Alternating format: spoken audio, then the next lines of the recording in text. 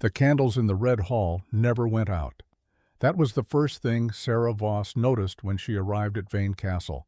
Not the vaulted ceilings that swallowed sound like a living throat, not the black marble floors polished to a mirror shine that reflected her face back at her like a warning, not even the cold that lived in the stone walls regardless of season or fire. It was the candles. Dozens of them, burning in iron holders along every corridor, steady and unwavering, as though the air itself had been commanded not to breathe.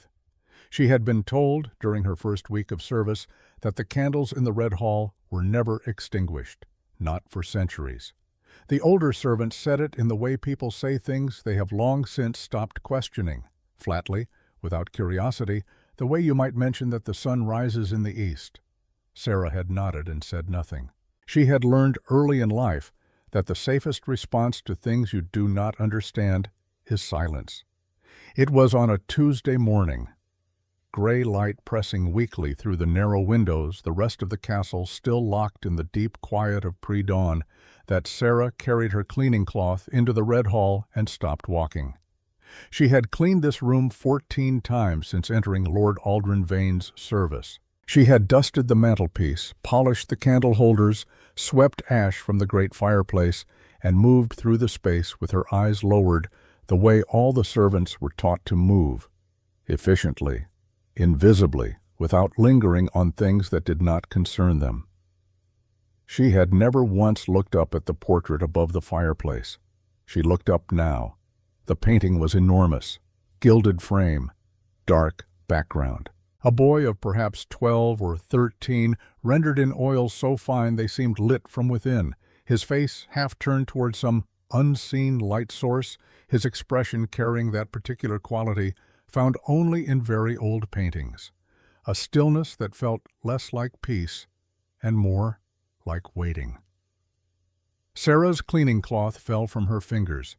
She did not hear it land. The boy in the portrait had a crescent-shaped birthmark behind his left ear. She could see it clearly, even at this distance, because she had spent years sitting close enough to trace it with her fingertip while he slept. Back in the cold dormitory of Greywall Orphanage, when tracing that small mark felt like proof that something in the world was real and permanent and hers. His name had been Cale Wren. He had written with his left hand and drawn with his right, switching between them so naturally that the nuns had called it unnatural and beaten him for it, until he learned to hide which hand he used, depending on who was watching. He had never once been sick during the winters that flattened entire dormitories with fever. His hands had always been cold, not the cold of illness, but a deeper cold, like something fundamental in him, ran at a different temperature than the rest of the world. He had been terrified of thunderstorms in a way that went beyond fear into something wordless and ancient, pressing himself into corners while lightning split the sky outside, shaking so hard she could feel it through the wall between their cots. He had vanished on a night of the worst storm she could remember. That had been more than 10 years ago. Sarah stood in the red hall of Vane Castle and looked at his face hanging above the fireplace, immortalized in oil and gold leaf, framed like a saint or a sovereign, and something in her chest cracked open with a sound only she could hear. She was so still, so completely arrested, that she did not notice the figure standing in the doorway until he spoke. "What did you say?" The voice came from behind her, low, precise, each word placed with the care of someone who had spent centuries choosing them. Sarah turned slowly. Lord Aldrin Vane stood at the entrance to the Red Hall. She had seen him before, of course, glimpses in corridors, a distant figure on the upper landing, the particular quality of stillness that preceded his presence, the way a drop in temperature precedes a storm, but she had never been this close. She had never had reason to be. He was tall in the way that ancient things are tall, not merely in stature but in weight, in the sense of space occupied. His coat was dark, his hair darker, and his eyes were the color of old garnets held up to candlelight, not quite red, not quite black, something that existed between the two. He was looking at her with an expression she could not immediately read, but his right hand, she noticed, was wrapped around a silver chalice, and the chalice had a hairline fracture running from rim to base that had not been there a moment ago. Sarah realized she had spoken aloud without knowing it. She had whispered his name. Cale Wren. She thought about lying. The instinct was immediate and old, worn smooth by a childhood spent in an institution where honesty was a luxury afforded only to people with power. She thought about saying she had said nothing, that he had misheard, that she was merely a servant who had momentarily lost her footing. She looked at the fracture in the silver chalice. She said, "That boy, in the portrait." Her voice was steadier than she felt. "I knew him. His name was Cale Wren. We grew up together at Graywall Orphanage." The temperature in the red hall dropped. Not gradually. All at once, as though something had been released, a pressure valve opened somewhere in the castle's foundations, letting in cold that had been waiting on the other side of a door. The candle flames did not gutter. They shrank, each one pulling inward, burning smaller and hotter. Lord Aldrin Vane did not move. He stood in the doorway with his cracked chalice and his garnet eyes, and he looked at Sarah with an expression that was now entirely readable, which was somehow worse than when it had not been. Because the expression on his face was not anger, it was not suspicion. It was the face of a man trying to survive something. "Tell me," he said, "what you remember of him." They sat in the red hall, she on the edge of a chair she had never been invited to touch, he standing before the fireplace with his back half turned, facing the portrait, and Sarah told him. She told him about Cale's hands, about the way he wrote in careful, cramped letters with his left hand, and then switched seamlessly to his right to sketch in the margins of whatever scrap paper he could find, faces, mostly, and rooms he had never been in, and two boys sitting together in a garden that no orphanage Sarah had ever seen possessed. The nuns had called it witchcraft. Cale had said, once, that someone had taught him to use both hands because balance was survival, though he could not remember who. She told him about the cold, how Cale's hands were always cold regardless of how close they sat to the fire, how other children avoided him in winter because pressing against him for warmth never worked. He simply took your warmth without giving any back, the way stone does. How he had never once been sick in 7 years of dormitory life, not even during the winter that killed 2 of the younger children and left half the orphanage bedridden for weeks. She told him about the storms, how Cale would wake screaming on nights when thunder rolled in from the northern hills, not the ordinary screaming of children frightened by noise, but something worse, something that sounded like memory rather than fear, like a body reliving something the mind had been mercifully allowed to forget. She would cross the dormitory and sit beside him in the dark and hold his hand, his cold, cold hand, until the shaking stopped. She told him about the birthmark. "I used to call it his moon," she said, and was surprised to find her voice catching on the words. It looked like the moon was watching over him. He liked that. Vane went very still. Not the stillness of composure, the stillness of a man who has just heard something arrive from entirely the wrong direction, something that should not exist outside a single room in a castle that had been gone for 3 centuries. "My wife," he said carefully, "used those exact words." Sarah looked at him. "I don't know why I called it that," she said. "I just always did." The fireplace crackled. Neither of them spoke for a moment. The candles burned their small, unwavering burn, and the portrait above the mantel looked down at both of them with its expression of patient, ancient waiting. Then Vane said, "That portrait depicts Prince Edric Vane, my son, lost 300 years ago during the War of Succession." A pause, measured and deliberate. "He was 3 years old when they took him." Sarah said nothing. "Every detail you have just described belongs to my son. The ambidexterity, I trained him myself from the time he could hold a blade because I believed balance was survival. The cold, the immunity, the mark behind his left ear." Something moved across his face. "My wife called it his moon." Those were her words exactly. She said it the night he was born, looking at the mark for the first time. She said it to no one else in no other room for as long as she lived. The candles burned smaller still. Then Sarah told him about the storms, about Cale waking in the dark with the particular quality of terror that belonged to memory rather than imagination, crying out in a language she had not recognized, gripping her hand until the bones ached. He dreamed of fire, she said, and a woman's voice calling his name. Vane turned away from her. He faced the portrait, and she watched the line of his shoulders and understood that what she was seeing was not composure. It was the last architecture of a man holding himself upright through force of will alone, while everything beneath the surface shifted. She screamed his name, he said quietly, when they came for us. Seraphine screamed his name as they dragged her away. He would have heard that. 3 years old, and he would have heard that. He said nothing more for a long moment. Then, the melody. You said he hummed to the other children? When they cried at night, Sarah said. A simple melody. No words. Sing it, she hesitated. Then she hummed a few bars, the wandering, wordless tune she had heard so many times in the dormitory dark that it had become embedded in her like something structural, part of the architecture of her own memory. Vane's hand rose to his face. He covered his eyes. My wife sang that to him, he said from behind his hand. Every night of the first 3 years of his life. It was not written down. It was not sung anywhere else. It existed only in that nursery and in her. A long silence. In her, and apparently in a boy from Greywall Orphanage who should have had no possible way of knowing it. He dropped his hand. I need the sealed archives opened, he said, and when Aldous Crane appeared in the doorway moments later, the instruction was 2 words. The vaults.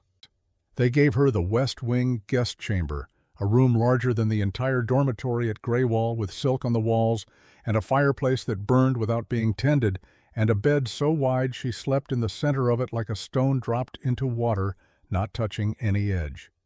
She was told, not unkindly, that she was no longer expected to perform her duties as a servant. She was told to rest. She did not rest. She sat at the window as the castle settled into its nighttime quiet, watching the formal gardens below dissolve into darkness and the tree line beyond become a solid black wall against a sky dense with stars. She thought about Cale. She thought about his face in the portrait, that particular quality of the painted gaze, the way it had seemed not merely lifelike, but alive, as though something behind the oils and the pigment was pressing outward, trying to reach through 3 centuries of paint and grief and silence. She thought about the last night she had seen him. The storm had been building since afternoon. She had felt it the way you feel certain things before they happen, a pressure in the air, a particular quality of silence that precedes very loud sounds. Cale had been agitated all day, pacing the perimeter of the cellar where the nuns kept him during bad weather, his cold hands wrapped around his own arms, his eyes going repeatedly to the small window set high in the stone wall. She had asked him what was wrong. He had said, I can hear something in the thunder. I don't know what it is, but I think I'm supposed to go toward it. And then, nothing. A gap where the rest of the memory should have been. Not the blurred, soft-edged gap of ordinary forgetting, but a clean absence, precise and surgical. The way a page looks when something has been removed from it rather than worn away. She had been 13 years old. She had been standing in the cellar doorway. And then she was in her cot the next morning, and Cale's bed was empty, and the window in the cellar was open, and nobody ever saw him again. She had spent 10 years assuming she had simply frozen. That fear had paralyzed her, and she had done nothing, and he had gone into the storm alone. She had spent 10 years carrying that. She pressed her fingers against the cold glass. The whisper came so quietly that she almost missed it. It drifted through the glass, not past it, through it, as though the barrier between inside and outside had briefly ceased to mean anything. A single word, shaped by a voice she had not heard in more than a decade and had never expected to hear again. Sarah, not her name as others said it. The way Cale said it, had always said it, with a slight weight on the first syllable, making it sound like a beginning rather than a label. She stood up so quickly the chair scraped against the stone floor. The gardens below were empty. The tree line was dark and motionless. She pressed her right hand flat against the glass. The pain was immediate and sharp. Not burning exactly, more like pressing bare skin against ice cold enough to reverse itself, a temperature so extreme it became its own opposite. She pulled her hand back and stared at her palm. The skin was unmarked, no redness, no blistering. But for 3 seconds, her hand had smoked. She stood at the window for a long time after that, her unmarked palm pressed against her chest, her heart loud in the silence. She knew only one thing with certainty. She was not here by accident. The knock came before dawn. 3 strikes. Quiet, deliberate. The knock of someone who did not want to be overheard. Sarah crossed the room and opened the door. Aldous Crane stood in the corridor in plain dark clothing, his ceremonial armor absent, which made him look simultaneously less dangerous and more serious. He was alone. He glanced once in each direction down the empty hallway before he spoke. "You want to know the truth about Cale Wren," he said. It was not a question. "Yes," she said. He held her gaze for a moment, a man weighing something he had already decided, performing the final check before committing to a direction he could not walk back from. "So do I," he said. "I have served Lord Vane for 2 centuries. I have watched him search every orphanage in the Northern Territories, chase every rumor, spend fortunes on leads that dissolved into nothing." He paused. "Last night, I saw something in his eyes I have not seen since before the wars." "What did you see?" Sarah asked. Aldous looked at her steadily. "Hope," he said, "which means whatever is in those sealed archives is either going to save him or destroy him. And I need to know which before he finds it alone." He stepped back from the doorway. "Get dressed. We need to reach the lower vaults before the rest of the castle wakes." Sarah looked back once at the window, at the dark tree line, at the still and silent garden, at the cold glass that had burned her hand and carried a dead boy's voice, and then she followed him into the corridor. Behind her, in the red hall 2 floors below, the portrait's painted eyes caught the candlelight at a new angle. And for just a moment, half a heartbeat, less than that, they glistened. The lower vaults existed below the architecture of the castle proper, below the wine cellars, below the servant passages, below the old foundations that predated even Lord Aldrin Vane's memory of the place. Aldous led her down 3 separate staircases, each one narrower and colder than the last, the walls transitioning from dressed stone to raw rock as they descended, torchlight replacing the castle's perpetual candles somewhere around the 2nd level. Sarah counted steps without meaning to. It was an old habit from Greywall, where the darkness between dormitory and kitchen had been absolute on moonless nights, and counting steps had been the only way to navigate without touching the walls, which were always cold and sometimes wet, and occasionally occupied by things she preferred not to identify by feel. 212 steps below the red hall, Aldous stopped. He pressed his palm flat against a section of rock wall that looked identical to every other section of rock wall in the passage. Nothing happened for a moment. Then something shifted, not mechanically, not with the grinding of hidden gears, but organically, the way muscle moves under skin, the rock rearranging itself around a doorway with a sound like a slow exhale. The chamber beyond was vast and lightless and smelled of cold paper and preserved time. Aldous raised his torch. The shelves began, row after row of them, iron and ancient oak, stretching into the darkness beyond the torch's reach and curving away on both sides like the interior of an enormous rib cage. They held ledgers and scrolls and folded documents sealed with wax, stacked and ordered with the obsessive precision of someone who understood that the most dangerous things in the world were not weapons, but records. The air tasted of centuries. "The official archives are in the Grand Library," Aldous said, his voice lowered not for secrecy, but for the particular acoustics of the space, the way certain rooms demand quiet without enforcing it. Organized, indexed, Available for inspection by any senior member of the court. He moved deeper into the stacks, navigating by memory. These are the other records. The things that were deemed too valuable to destroy and too dangerous to acknowledge, Sarah said. Exactly. He stopped before a section wrapped in chains. Not decorative, not symbolic, but functional iron wrapped around a cluster of shelves and padlocked at 3 separate points. The padlocks were tarnished almost to black. This section covers the post-war period, the first 50 years after the succession conflicts ended.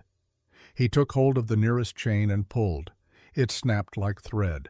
They spread the ledgers across a stone table at the chamber's center and worked in silence, each pulling volumes and checking dates and setting aside anything outside the window they were looking for. The third ledger Sarah opened bore the Vane Court seal on its cover, a rose strangled by thorns, pressed into wax the color of dried blood. The title page read, Greywall Charitable Institution, established year 127 post-succession, funding, Vane Court Treasury. Purpose, humanitarian relief, and the next line had been scratched out, deliberately, methodically, with something sharp. But whoever had done it had not accounted for the slight pressure variations left in the parchment, and in the torchlight at a low angle, the ghost of the original text was still legible beneath the scoring. Sarah tilted the page toward the flame. Bloodline Preservation Research. She set the ledger down carefully, the way you set down something you suspect might shatter. Aldous had gone still beside her. He had found something too, a smaller volume, hidden behind the others, wrapped in cloth that might once have been white. He unwrapped it without ceremony and laid it on the table between them. The cover was plain leather. 3 words burned into it. The Veil Project. The first page was a list, 17 names. Children between the ages of 4 and 8, each one followed by a date of entry and a column of clinical notations written in a hand so precise it suggested someone who had trained themselves out of feeling while performing the work. Sarah read down the column. Rejected, deceased. Cardiac failure, day 3. Rejected, deceased. Neurological collapse, day 7. Rejected, deceased. Systemic rejection, day 11. 16 entries, 16 children. 16 outcomes that occupied the narrow space between failed and dead. The 17th entry was different. Subject 507, Kale, age 5, status, bonded. Success rate, 87%. Essence source, Prince Edric Vane, preserved. Notes, subject displays unprecedented compatibility, fragmented memories surfacing ahead of schedule. Recommend continued isolation and monitoring.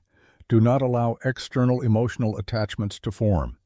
Sarah read the last line twice. Do not allow external emotional attachments to form.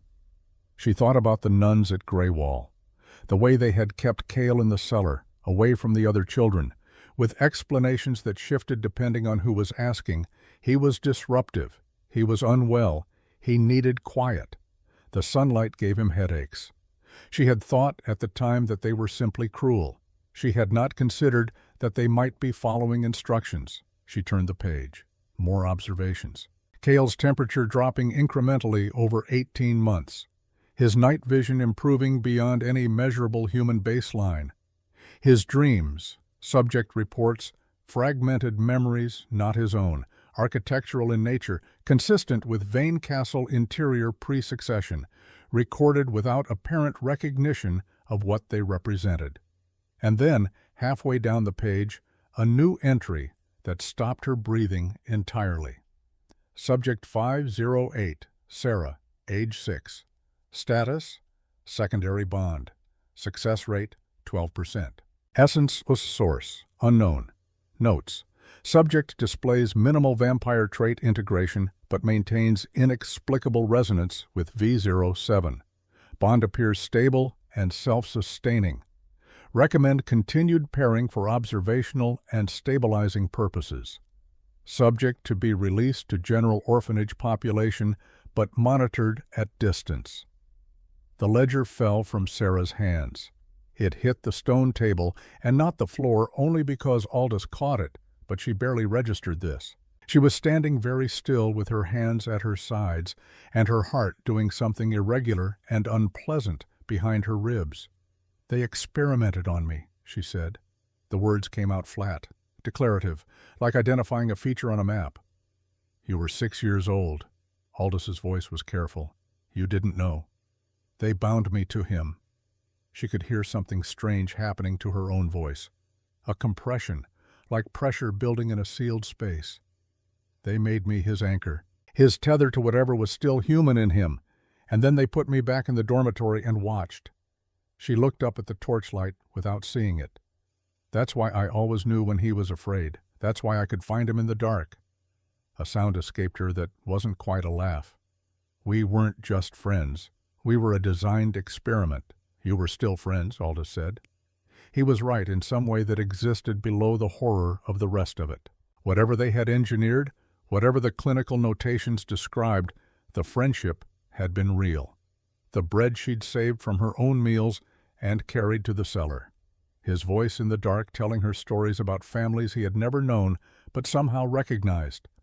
The way he said her name, always, as though it were the beginning of something.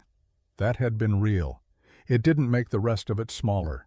It just meant two things could be true at once. From somewhere above, the passage entrance, 3 levels up, came the sound of a door being destroyed rather than opened. Then footsteps on stone descending fast. Chancellor Drek stepped into the torchlight. He was a tall man with a scholar's build gone angular with age, dressed in the court's ceremonial black, his face carrying an expression Sarah had never seen on another human face, the absolute calm of someone who has decided fully and finally that they have nothing left to lose. He looked at the open ledgers on the table. He looked at Sarah. He looked at Aldous. "I had hoped," he said, with genuine and terrible regret, "that you would not find that section." Aldous' hand went to the blade at his hip. "Don't," Drek said, and there was no threat in his voice, only the weariness of someone explaining something obvious. "I've had 2 centuries to prepare for this conversation. Whatever you think you're going to do in the next 30 seconds, I've already considered it." "You ran the Veil Project," Aldous said. "I built the Veil Project." A correction offered without shame. There is a difference. Running implies administration. Building implies vision. He moved to the edge of the torchlight and stopped. 16 children were not sufficient vessels. The 17th was. I spent 11 years perfecting the methodology that made Kale Wren possible. "You killed 16 children," Sarah said. "I gave 16 children purpose that their lives would never otherwise have contained." He said it the way people say things they have rehearsed so many times the original feeling has been polished away entirely. "I was trying to return a prince to his father." "You were trying to build an immortality engine." The voice came from the darkness beyond the torchlight. Lord Aldrin Vane stepped out of the shadows at the far end of the vault, and Sarah understood, in that moment, that he had been there for some time. Long enough to hear the ledger read aloud, long enough to hear all of it. His face was composed. His eyes were not.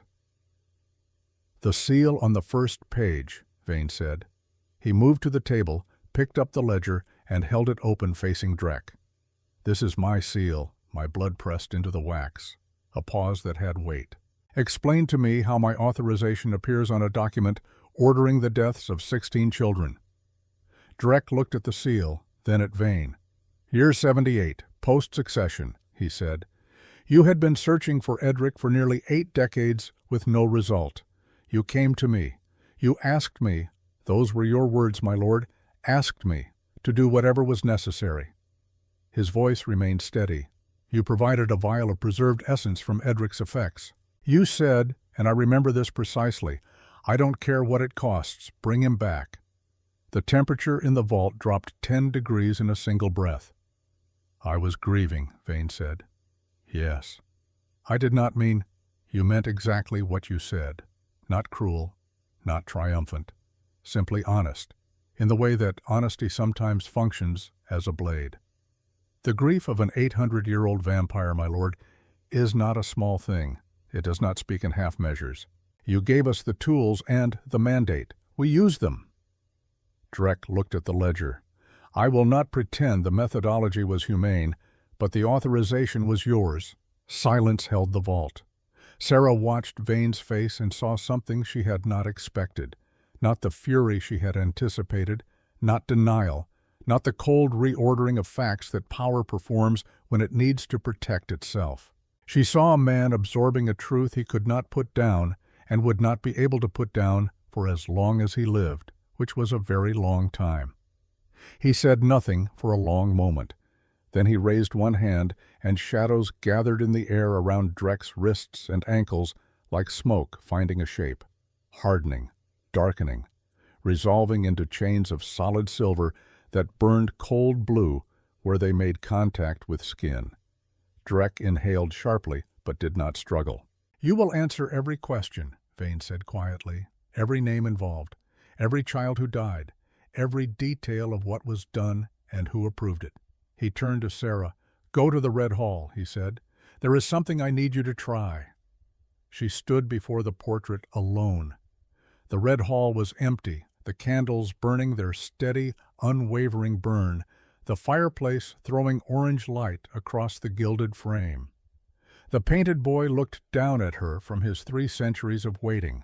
Sarah stood at the foot of the fireplace and looked up at him for a long time. She thought about what Cale had been carrying without knowing it. A dead prince's memories surfacing in his dreams, a vampire's blood running cold in his veins, the weight of someone else's identity pressing gradually inward while he sat in a cellar and drew pictures of gardens and told her stories about belonging somewhere. She thought about all the nights she had held his hand in the dark while he shook, believing she was simply being kind, not knowing that the kindness itself had been manufactured. Then she stopped thinking about what had been designed and thought only about what had been real. His voice, his laugh, the way he said her name. She raised her right hand and pressed it flat against the portrait's surface. The cold hit her like a wall. Not the cold of the stone or the canvas, something behind both, something that had been pressing against the barrier between here and somewhere else for a very long time and recognized, in the contact of her palm, a door it had been looking for. The Red Hall disappeared. She was in Grey Wall. But wrong. The walls pulsed with something organic. The shadows moved with intention. The cellar corridor stretched in directions cellars do not stretch. The cold was absolute and sourceless. And then she saw him. He stood in the center of the cellar. Auburn hair, brown eyes, warm as lamplight. The crescent mark behind his left ear glowing faintly like a coal that hadn't quite gone out. He was not the painted prince. He was not the clinical notation on a page. He was Cale Wren, exactly as he had been, except that she could see through him, not entirely, but enough to understand what she was looking at. "Sarah," his voice was the same. 10 years of silence, and it was still exactly the same. "Is this real?" "I'm real," she said. "I heard you, tonight, through the window." Something moved through his expression. Relief so profound it looked briefly like grief. "What happened to you?" she asked. "After you ran. Tell me what happened." He looked at her for a moment. Then he said, "You gave me the key, Sarah." She went still. "The night of the storm," he said. "You came down to the cellar before it broke. You pressed the key to the window into my hand and you said, 'Run when the thunder comes, don't look back.' You were 13. You were trying to save me." The clean gap in her memory filled suddenly, not with invented detail, but with the simple physical truth of what had happened. The key cold in her palm, his eyes in the dark, her own voice barely audible over the first roll of distant thunder. She had known. Some part of her, operating below conscious understanding, had known he needed to go and had given him the means to do it. "The ritual was almost complete," Cale continued. "The merging, it was nearly finished, and then I crossed the threshold, and it broke. Not cleanly." He looked at the glowing mark behind his ear. "The soul they were pouring into me, Edric Vane, it couldn't complete the crossing, and couldn't pull back. It split. He held up both hands as though weighing something invisible in each. Half of it went back to the portrait, the place it had been stored, painted with his father's blood, and half of it stayed in me. And I was already dying in the forest. The cold had gone too far. The threshold crossing was too much for a human body. "You died," Sarah said quietly. "I died in the northern woods, somewhere between the orphanage and the tree line, but neither half of what was in me could finish the crossing." He let his hands fall. "So I stayed, caught between. Your kindness is the reason I'm still here, and your kindness is the reason I never got to leave." The vision began to fracture, edges dissolving, the cold deepening. "Cale," she said quickly, "we found the ledger. Vane knows everything. He read every name." Something shifted in his expression. The word arrived, stripped of everything except what was underneath it. "He's here? He's been here for 300 years, she said. The vision shook. Pain exploded through her palm, and the red hall slammed back into place around her. Fireplace, candles, cold marble. She was on her knees on the floor, her right hand held against her chest, the skin unmarked but the bone aching deep. Aldrin Vane was already beside her, catching her before she fell sideways, holding her upright with the careful deliberateness of someone who does not trust themselves with fragile things. "He's alive," she said. "Not fully. But the part of him that was Cale, his voice, his memory, the part that was him, it's still there, caught between the portrait and the forest where he died."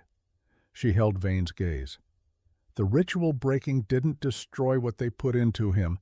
It split it. And both halves are calling for the same thing." Vane said nothing. "He asked if you were here," Sarah said. "When I told him you were..." Something changed in his face. The castle trembled. A low sound moved through the floors and walls and ancient rock beneath everything. The candles in the red hall shrank to their smallest, hottest point, and from somewhere below, sealed and distant and impossible to locate precisely, a boy's voice passed through 300 years of stone and silence. "Father," just that. One word. Lord Aldrin Vane closed his eyes. When he opened them again, something in his expression had reorganized itself around a new center. The look of a man who has made a decision that will cost him everything and has already accepted the cost before counting it. "We find what remains of him in those woods," he said. "We bring it before the portrait." His gaze moved to the painting above the fireplace, to the painted boy with his crescent birthmark and his expression of patient waiting. "And we give him the choice." The council chamber had been built to make people feel small. Sarah understood this the moment they brought her through the doors. The vaulted ceiling climbing into darkness so far above that the upper architecture existed only as suggestion, the 13 thrones arranged in their crescent formation with the precision of a jaw. The single chair at the chamber's center carved from bone-white stone and positioned with the mathematical deliberateness of something designed not for sitting, but for breaking. She sat in the chair at the center. Silver chains bound her wrists to each other, cold, enchanted, limiting the use of her hands without anchoring her to the seat. 12 ancient vampires filled 11 of the thrones.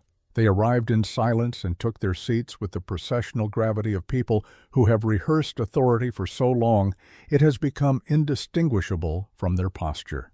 Their faces were beautiful in the way that very old, very dangerous things are sometimes beautiful. A beauty that had nothing to do with warmth and everything to do with the perfection of something that no longer needed to be anything other than what it was. The 13th throne remained empty. The chamberlain's voice filled the room without apparent effort. "Let the Vane court convene. We gather to address charges brought against the mortal Sarah Voss, heresy against the crown, disturbance of sacred memory, conspiracy to defame the noble lineage of House Vane." A woman in the 2nd throne, silver hair that fell like a waterfall, eyes the gray of old iron, leaned forward. "Where is Lord Vane? Surely the king presides over matters concerning his own bloodline."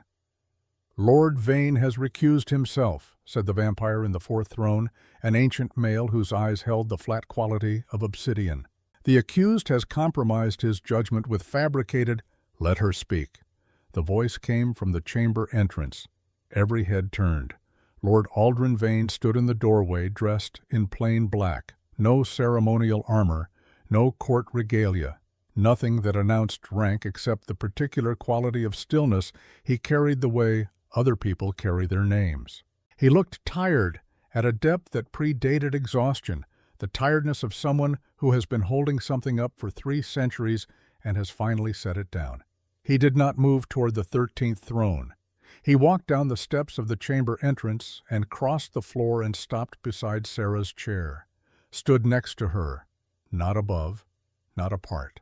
The 12 ancient vampires watched their king take up a position that was, by every protocol the court had observed for 300 years, impossible, and the silence that followed was the silence of a room reorganizing itself around something it did not have a category for. "If this court means to judge her," Vane said, "it will hear her testimony in full." He looked at Sarah once, a brief look that contained a question and an answer simultaneously. "Proceed, Miss Voss." She spoke for 20 minutes without interruption. She told them about the Veil Project ledger, about the 17 names and the 16 outcomes that preceded Kale's. She told them about Subject 507 and Subject 508, about the clinical notations describing children as vessels and compatibility rates and essence transfers, about the scratched-out line on the Greywall Institution's founding document. She told them what she had seen in the vision, Kale's voice, his face, the way he had described the splitting of the soul, and the decade of silence between that forest floor and this chamber. She told them what it had felt like to press her hand against the portrait and be pulled through into a space between spaces where a boy had been calling for his father for longer than some civilizations last.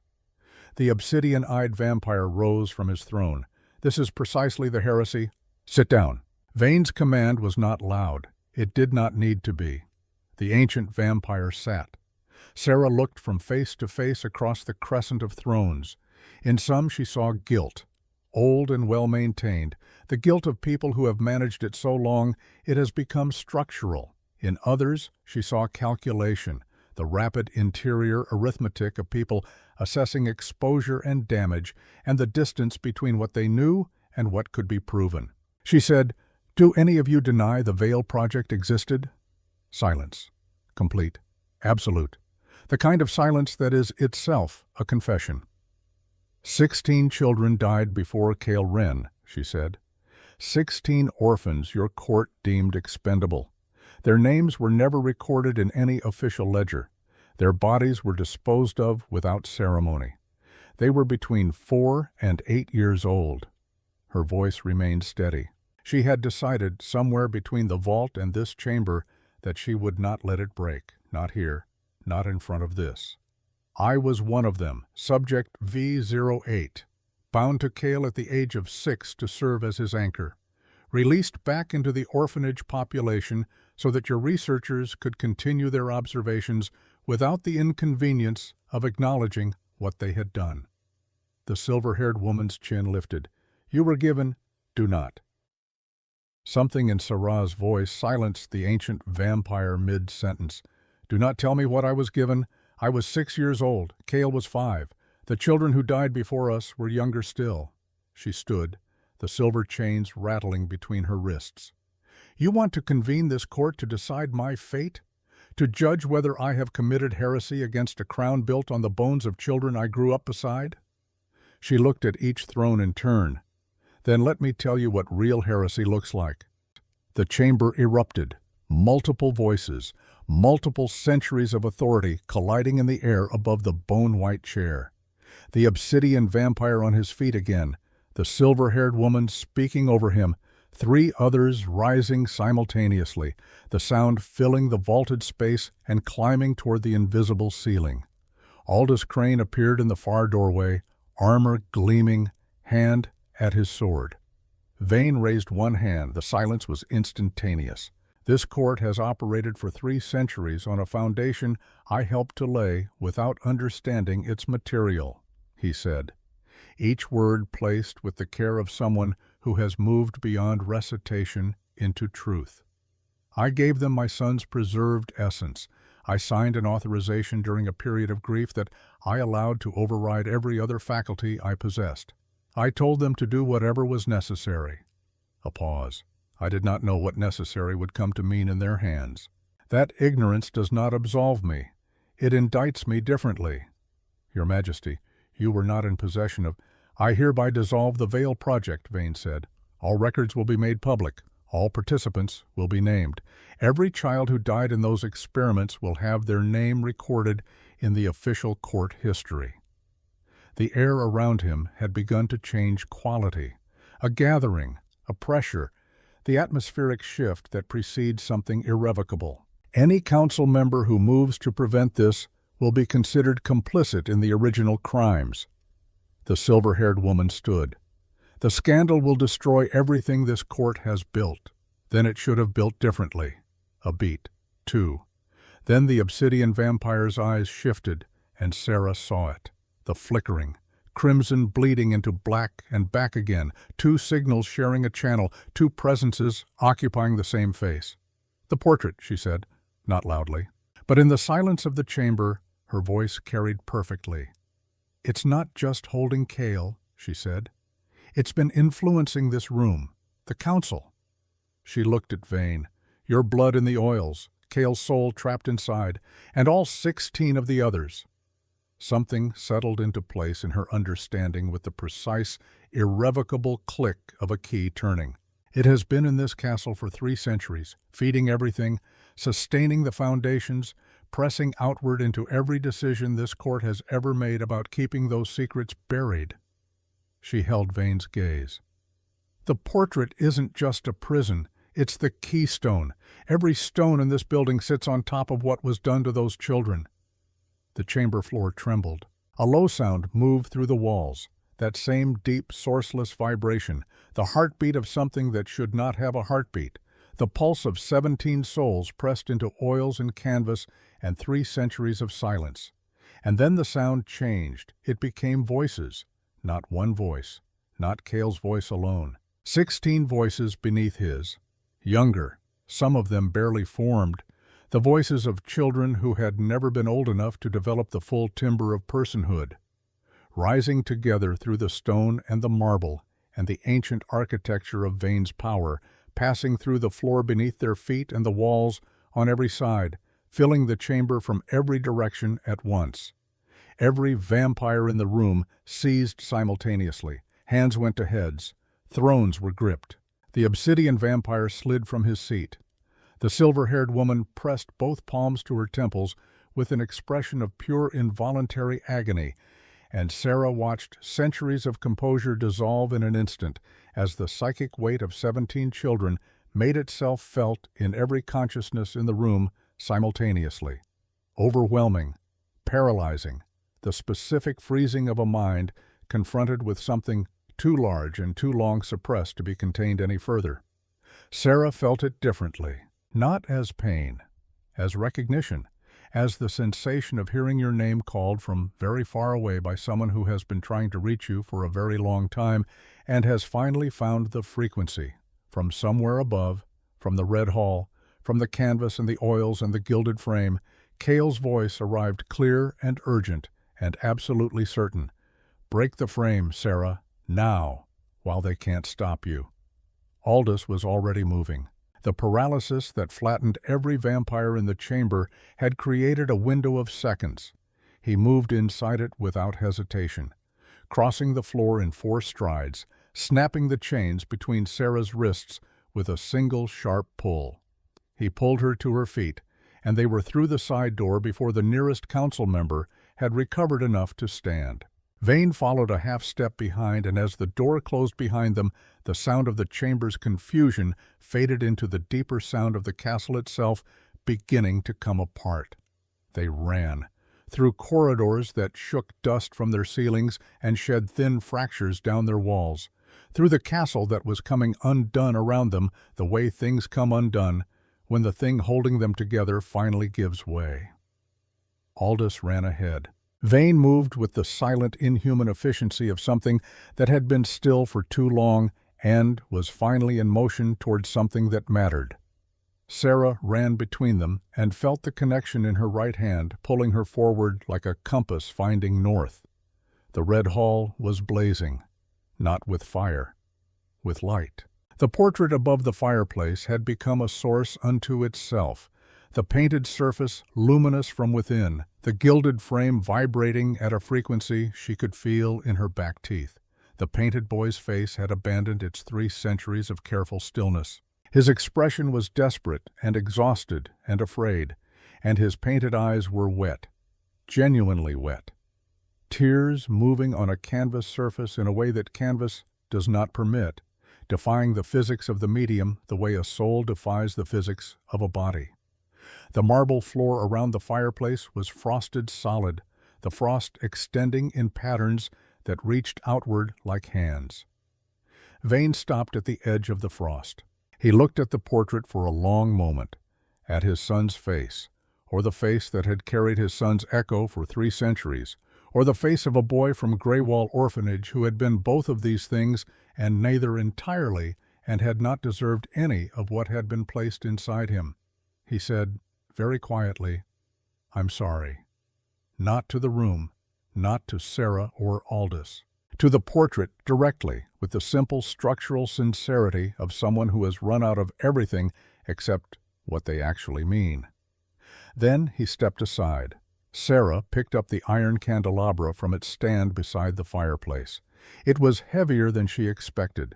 She wrapped both hands around it and felt the cold of the portrait's radiance against her face like a wind from an open window in winter. "Do it," Cale said, "not through the glass."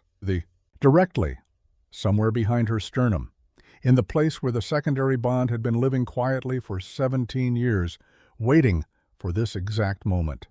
"It's all right, Sarah. I'm not afraid." She swung. The candelabra connected with the lower left corner of the gilded frame, and the world came apart at every seam simultaneously. The light that came out was white, genuinely, completely white. Not the white of any fire or any star, but the white of something that has been compressed beyond its capacity and is finally being allowed to expand.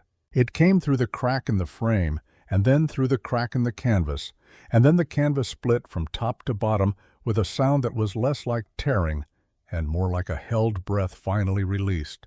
And the light poured outward into the red hall in a wave that threw Sarah backward off her feet. Aldous caught her, one arm across her back, and she gripped his sleeve and stayed upright and watched. They came out of the light one by one, 16 small figures, translucent, luminous, their edges uncertain, their faces carrying the particular quality of children waking from a very long and very bad dream, confused, blinking, not yet sure where they were or whether where they were was safe. They ranged in age from 4 to 8. Some looked at each other, some looked at their own hands. One of them, a small girl, perhaps 5, with close-cropped hair, looked directly at Sarah with an expression of such pure, uncomplicated relief that Sarah had to look away for a moment. Then they faded.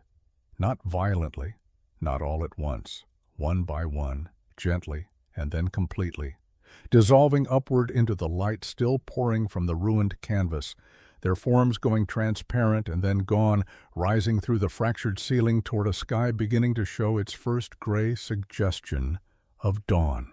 They made no sound. They left no trace except the sudden, absolute absence of the cold that had lived in the red hall for 3 centuries. The 17th remained. Cale Wren stood in the space where the portrait had been.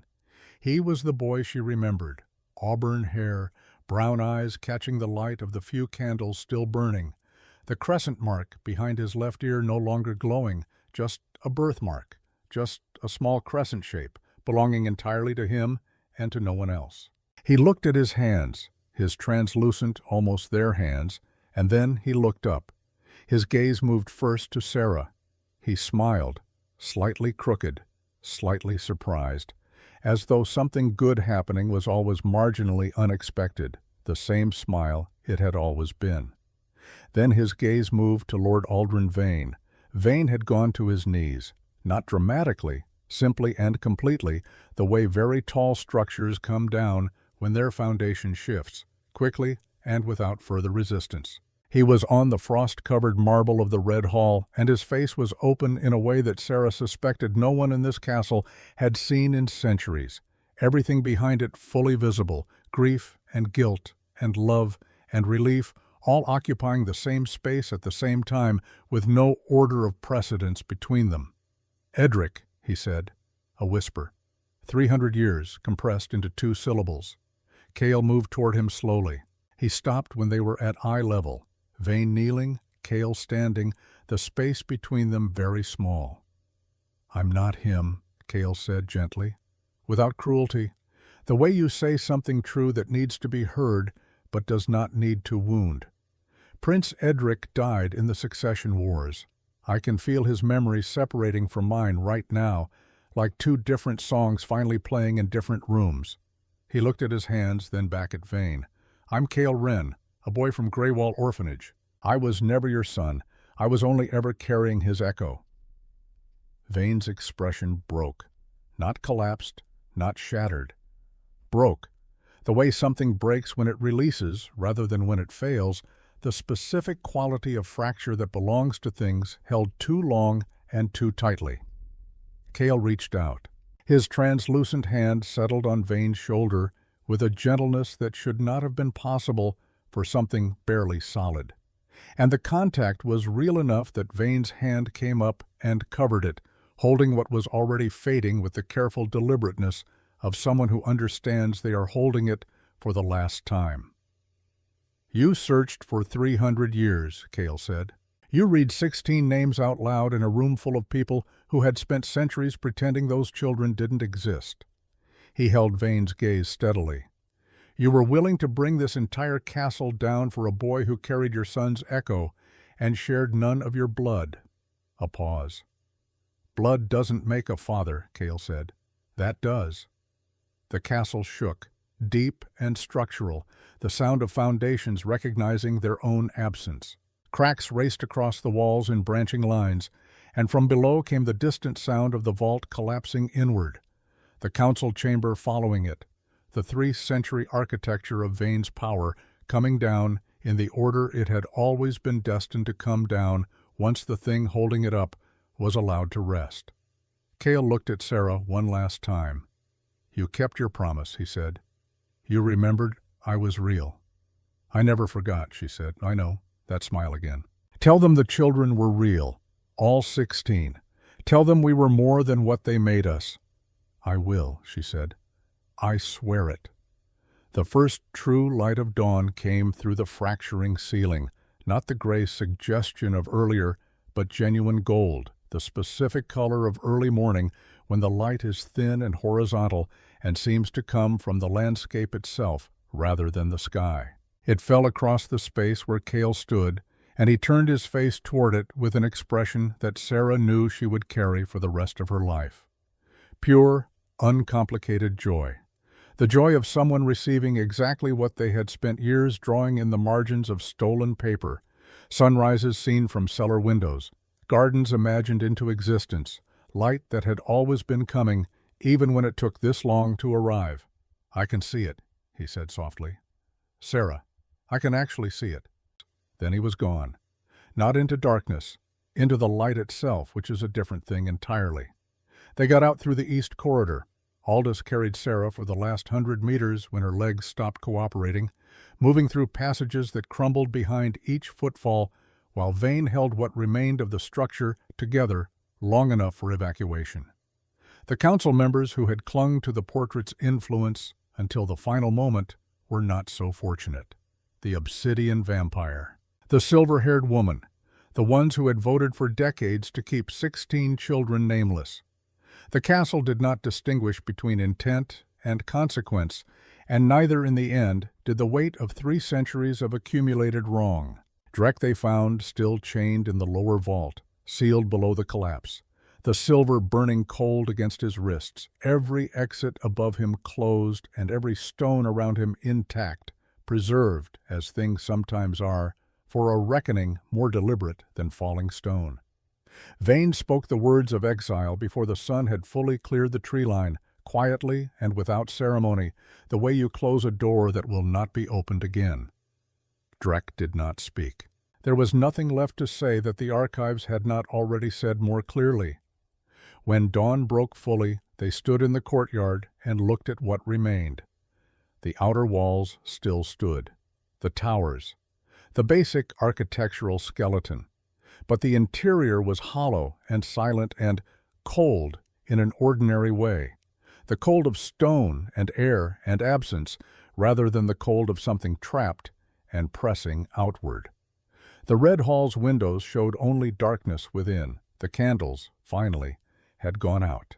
6 weeks later, the village of Thornfield had a new building at its northern edge, modest, stone, with a vegetable garden just beginning to establish itself in the cold ground, and a wooden sign above the door carved by Sarah's own hands over the course of 3 evenings. Wren's Haven. Children came slowly at first, then steadily. Not experiments, not subjects. Children who needed warmth and food, and someone to remember their names and write those names down somewhere permanent, in a ledger that recorded only ordinary things, birthdays and favorite meals, and the particular drawings each child taped above their beds. Aldous came weekly with supplies from what remained of the court's treasury. He always stayed for dinner and never stayed for the night, and he always looked slightly surprised by his own willingness to be in a place this domestic, this ordinary, this unguarded. Sarah found this endearing and did not tell him so. One evening, as she stood at the kitchen window, watching the last light leave the garden, she looked toward the northern tree line. He was there, the same place every night, at the edge of the tree shadow, far enough back that he was barely a shape in the darkness. Watching. Keeping the kind of watch that asks nothing and expects nothing, the watch of someone who has appointed themselves to a duty that no one assigned them and no one can take away. She dried her hands. She went to the window and pressed her right hand, the one that had carried a bond for 17 years, and felt the echo of its release, flat against the glass. The figure at the tree line went still. "You're welcome here," she said. Not loudly. Some distances are smaller than they appear. Whenever you're ready. There's no threshold you have to earn the right to cross. She kept her hand against the glass. "He forgave you. I think you know that." "I think that's the part you haven't decided what to do with yet."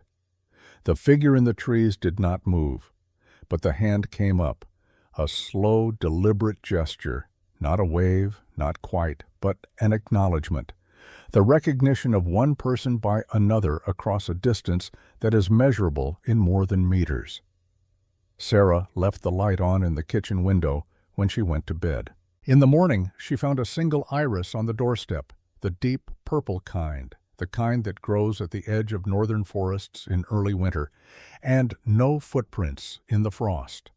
Only the flower, placed with the care of someone who has had a very long time to think about what they want to say, and has decided that this says it adequately. She put it in a glass of water on the windowsill next to the carved wooden sign she had propped there while the paint dried. In the room above the kitchen, a child began to hum, a simple melody. No words, just a quiet, wandering tune that moved through the house the way light moves through rooms in the morning. Not directed, not purposeful, simply present, simply warm, finding corners and filling them without asking permission. Sarah stood in the kitchen with her hands around a cup of tea and listened. And in the space between the melody's notes, in the particular silence that lives inside music rather than around it, she heard what she had always known she would eventually hear, not from a window, not through glass, not from a place between worlds, but from somewhere close and permanent, and finally, completely still. "Thank you, Sarah, for everything."